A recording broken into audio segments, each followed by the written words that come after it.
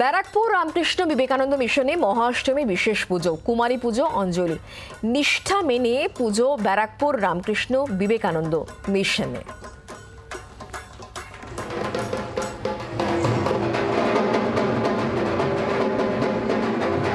এই পুজো চলতে থাকবে যতদিন মিশন আছে, এবং শাস্ত্রে বলা আছে যে মা কুমারী রূপে আবির্ভূত হয়েছিলেন। কৌমারী রূপ সংস্থানে নারায়ণী নমস্তুতে।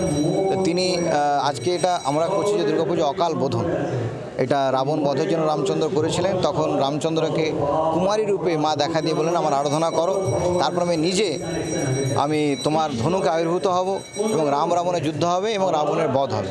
তার কারণ কি, যে মায়ের পারমিশন ছাড়া, মায়ের অনুমতি ছাড়া আমরা কাউকেই বধ করতে পারি। এই জগৎ ভালো মন্দ সব তার সৃষ্টি, আমরা ভালোকে ঘৃণা করতে পারি, কিন্তু তিনি মা, তিনি 17 মা অসতেরো মা। এই মা শারদা যেমন বলেছেন আমি 17 মা অসতেরো মা, স্বামীজি বলেছেন মাই হচ্ছেন জ্যান্ত দুর্গা।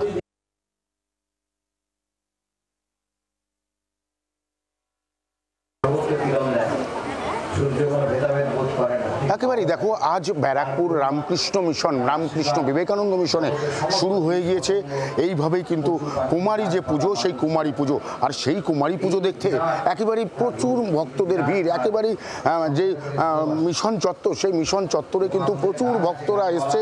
তারা কিন্তু একসঙ্গে এই কুমারী পুজো তারা দেখছেন।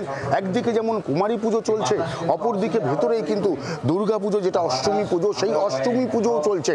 পাশাপাশি বলে রাখি, 50 বছরে পড়লো এবার রামকৃষ্ণ বিবেকানন্দ মিশন ব্যারাকপুরের এই পুজো। তারা যেটা বলছেন যে এবার যিনি কুমারী হয়েছেন তার নাম আরাধ্যা রায়, 6 বছর বয়স।